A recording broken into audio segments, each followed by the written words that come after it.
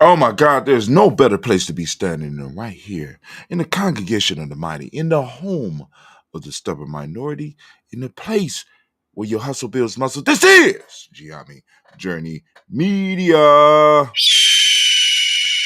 I'm your host, Brother Hot Tim. Of course, you know this is a Heart of December production all day, every day, and we own that R Thing podcast. And you know we're going to strive to blow up your old paradigm.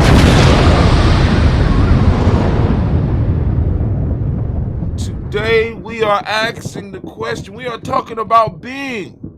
Well, are you rooted in joy? We're talking about being rooted in joy. All right, so before we get started, Anime, if you could. Oh, is Simba this time? Who is it? Anime or Simba? Simba. Oh, Simba's feeling good. Elder Shed has made his transition successfully, and Simba is feeling good. Is that correct, Simba? All right, cool. He's working the board. So now, let's get over and going to celebrate those babies that's born on this day. We want to celebrate all the Nia babies. We want to lift up all the Nia babies. Go and give them a round of applause. All right?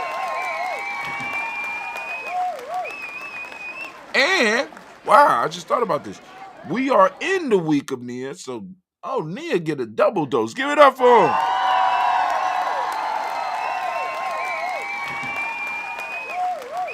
All right, so, Simba, can I get some music, please? Just a little bit. Don't have to be, nothing fancy.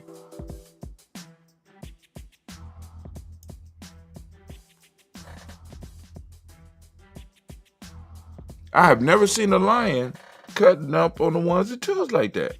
That's okay. All right, take your breath with me. Come on, take a breath. Hopefully you got up and drunk your water. Dang, that's what I forgot. I got to drink my water. Rooted in joy. As we continue our journey through the week of Nia, focusing on the principle of purpose, let us explore a profound aspect of our lives that greatly contribute to our happiness: the strength and richness of our cultural identity. Our cultural heritage is not just a backdrop of our existence. It is the heartbeat of our community, our tribe, our village, shaping our values, guiding our actions, and providing a sense of belonging and purpose. In our community, our cultural identity is a tapestry woven with the resilience, creativity, and unity. It is a source of immense pride and a wellspring of joy. Studies in science of happiness have shown that a strong sense of cultural identity is linked to higher levels of personal satisfaction and well-being. When we embrace our culture, we embrace a part of ourselves, finding purpose in its preservation and expression. This connection enriches our lives, providing a foundation for enduring happiness. To bring the principle of Nia to life, at least today, or those of you that are Nia babies, you want to continue to practice, by all means do so. Here are some power steps. 1, explore and educate. 2, celebrate and participate. 3, pass it on. Let's go back to 1. 1, explore and educate. For those taking notes, get them notepads out. Explore and educate. Take the time to learn about the history, traditions, and achievements of the African American community, or our tribe, our community, our village. Where are you at? See, for example, how many of those of you who are in Columbus are really aware of, in a sense, the Black history that popped off in Columbus? Right? Better yet, how many of you are really aware of your family's impact on Black history. For example, how many of your grandparents were involved with any form of movement? How many of your great-grandparents? How did you end up in the city or the state that you live right now? Are your people part of the Great Migration? Possibly.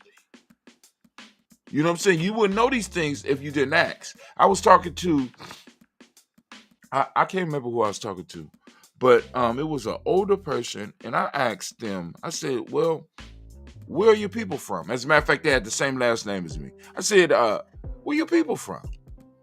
They said from Columbus. I said, no, my fault. It wasn't even Columbus. I said, where your people from? Chicago. I said, no, they're not. So she had to think about it. She said, down south, place down south, I won't say. I said, see, boom. So we might be related. A lot of our people came north on the Great Migration. Why? The Joy family, in particular, moved north. We could talk about the overall story of racism and opportunity, but what was the major issue that caused your branch of your family to move to where you are right now? Explore and educate. So explore and educate. Take time to learn about the history, tradition, achievements of your community, your tribe, your family. This knowledge not only fosters pride, but also strengthens your sense of identity and purpose. 2, celebrate and participate. Engage in cultural celebrations and practices. Participation in cultural events is a joyful expression of our identity. It helps to keep our traditions alive and vibrant. Now, Kwanzaa is coming up. Matter of fact, Black Family Day is right around the corner. I know some of y'all are like, what's Black Family Day? Well, next Ujuma, they're going to be having, some people call it Thanksgiving. I call it Black Family Day. You know what I'm saying? You're going to be able to get together. Are you celebrating and participating? You know what I'm saying? And you can bring your flavor to that celebration. And you can share the story, or at least start the conversation about your family, because some of the elders are going to be in the room. And a lot of the elders are just waiting to be asked the question. They might be aggressive, they might be tense, they might, you know what I'm saying? But a lot of them are waiting to be asked the questions, being asked in the right way, being asked with the respect, and wanting to join in the conversations and be able to give you some information about your family that you never knew. Just dropping off script. I learned a whole lot about my family on both sides when I was walking around with my little black book and I was asking questions. You know what I'm saying? I thought in many cases I would be rushed out. But they would sit down and they would actually start telling me, because they saw me at least trying to take some notes. And I still have my little black book. You know what I'm saying? I got to store it with my materials and stuff like that. But the point is, your elders, most of them are waiting to drop that wisdom on you. Remember, when an elder passes, a library burns.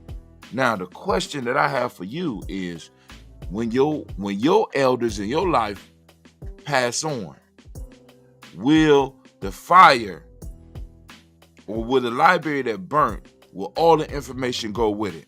Or have you been in there studying? Have you been in there asking questions? Have you been in there taking notes? You will be surprised at the response of some of our elders. If you was to sit down with them with a pen and pad and write notes, or even sit with them with a little computer and be taking notes.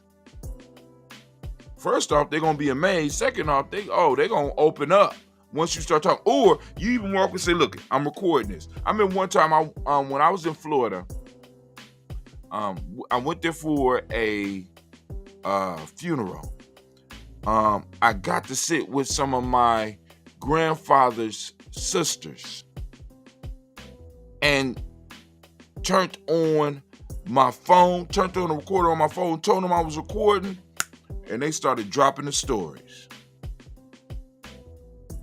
Celebrate and participate. Back to the script. Engage in cultural celebrations and practices. Participation in cultural events is a joyful expression of our identity and helps to keep our traditions alive and vibrant.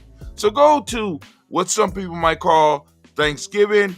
You go on to Black Family Day. Go and get that information. Next, pass it on. Share the richness of our cultures with others, especially the younger generations. Teach them about our history, our struggles, our triumphs, and our resilience. This act of passing on our heritage ensures its continuity and helps instill a sense of purpose and belonging to the next generation. If I got to explain that to you, you would never fool us. Our cultural identity is a powerful catalyst for personal and communal growth. It is a legacy of strength, a source of inspiration, and a path to collective happiness. Let us proudly embrace our cultural heritage, letting it guide us in our pursuit of purpose and joy. Together, as we reaffirm our connection to our roots, we pave the way for a future where our cultural identity continues to be a source of happiness and pride. Now,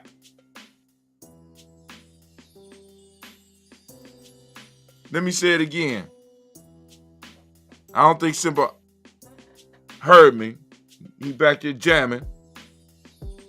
Now. What? Think he heard me? You getting almost as good as Anime. You there? What time is it, Simba? It's the proverb. The proverb. It ain't on time. The proverb. Proverb of the day. Proverb of the day. Man, let's get it. Oh, and he brought the music. Oh my God, Simba back. A people without the knowledge of their past history, origin, and culture is like a tree without roots. Actually, he said a people without knowledge of their history is like a tree without roots. Somebody added on to that. You know what I'm saying? Of course, we know that's the Honorable Marcus Mosiah Garvey, right? On this day of Nia, when we embrace the essence of purpose in our lives, let us reflect upon a profound proverb by the Honorable Marcus Garvey. A people without the knowledge of their past history is like a tree without its roots. This powerful statement resonates deeply with our theme of the day, underscoring the critical importance of understanding and embracing our cultural heritage to establish a strong sense of identity and purpose. Identity and purpose. Listen, in the journey towards happiness and fulfillment, our cultural roots play an indispensable role. They ground us in the rich soil of our history. They ground us in the rich soil of our history, values, and traditions, providing the nourishment needed to grow and flourish.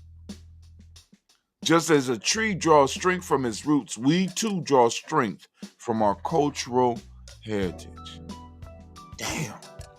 Excuse me. I'm trying to keep it clean. It informs our perspective, guides our actions, and shapes our aspirations. In our tribe, our community, our villages, our people, our history, our origin, and culture are sources of immense pride and resilience, or at least should be.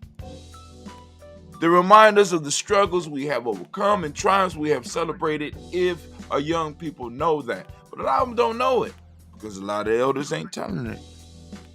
See, this is where my generation comes in because those of you who are in Generation X family, we are in the middle of everything at this point in time, right? So we have the ability, matter of fact, let me just say this. We have the weight of an elder in the family, but yet we still maintain some of the spryness of youth. We have, I'm just saying, we have a responsibility to spark a lot of these conversations so that these young people can learn about who we are and and our family's direct connection to who we are. But many of us in Generation X might still be ashamed of it. It's cool. I understand. Just as a tree draws strength from its roots, we too draw strength from our cultural heritage. It informs our perspective, guides our actions, and shapes our aspirations. In our community, our history, origin, and culture are sources of immense pride and resilience. They remind us of the struggles we have overcome and triumphs we have celebrated. Many of us don't even talk about what we have overcome, right? Just like, for example, my family's personal history. Hearing about the journey, the long journey. Made like right before expressways, my family coming up north from Kissimmee to Akron, Ohio. Actually didn't go to Akron first. Ended up in Copley and basically rebuilt their lives.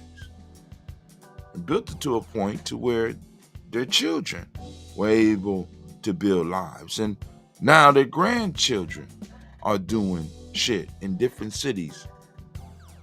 Right? I'm here. I got cousins and all throughout these United States. Right? And we doing our damn thing. You know what I'm saying? But our children need to know about their struggle in Copley. Just like your family need to know about the struggle wherever y'all started off at. How through family networks we were able to come to different places, and through our relationships we were able to not only survive but eventually begin to thrive. Come on, man. We got so much gold, so much overcoming just in our personal stories that we miss out on. But anyway, to truly honor the wisdom of the proverb and enrich our lives with the power of our cultural heritage, let us consider these three actions: educate ourselves and others, celebrate our cultural traditions, and incorporate cultural wisdom into our daily lives. That's the three. Let's go back. Educate ourselves and others. Make a commitment to learn more about our history and our personal history and cultural heritage. Share this knowledge with others, especially the younger generation, to ensure our roots remain strong and vibrant. Have conversation with the babies. It's basically what we're saying. Celebrate our cultural traditions. Actively participate and promote cultural events and traditions within our community. These celebrations are not just acts of remembrance, they are affirmations of our identity and purpose. And take advantage of the ones that the enemy has set up unknowingly for us. Go to Black Family Day. Stop sitting your ass around with your turbans and shit and your incense and all that. Go to the Black Family Day, Thanksgiving or whatever they're calling it. Make it yours. Go in respectfully, talk to the elders, get the information, start the conversations.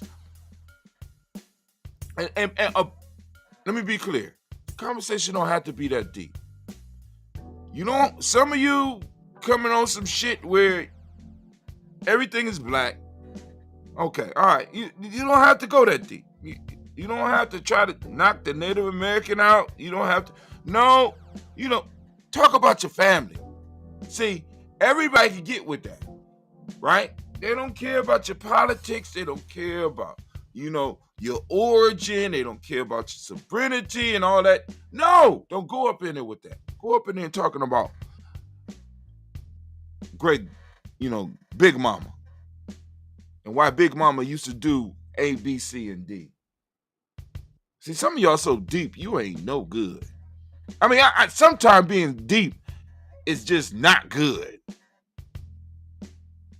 Some of you deep motherfuckers come and ruin my... brother, you shouldn't be... You don't need to be having that Guinness over there. Shut up. Shut up. Shut up. Just sit down and talk. Take your turban off. Sit down and talk. All right, educate ourselves and others, celebrate our cultural traditions, actively participate in and promote cultural events and traditions within our community.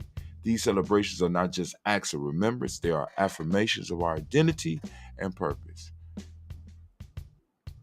Incorporate cultural wisdom into our daily lives. Let the lessons and the values of our heritage guide our decisions and actions. By doing so, we ensure that our cultural roots remain an active and guiding force in our personal and communal growth.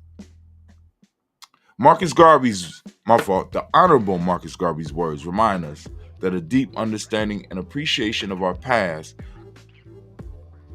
are essential for a purposeful and fulfilling future. As we continue to navigate the path of Nia, let us do so with the full knowledge and pride of who we are and where we come from, using our rich cultural heritage as a compass towards a life of happiness and purpose. All right, family, I've been ranting. I've been jumping off script all morning. I am about to get out. You have a marvelous day. You have a great Nia. Now, the folktale of the day is the starfish story. Many of you have heard this. This is a modern parable. And of course, if you look on the screen, I'm going to give it a couple of seconds. You look on the screen. Here it go. Click that QR code. Go to the quiz. Also, family, you get on our email list. Go to freegnjecourse.com. And also, if you bold enough, jump into our conversation on Telegram. I'm waiting. I left it up there for a second. Now, Brother Hatim, it's out.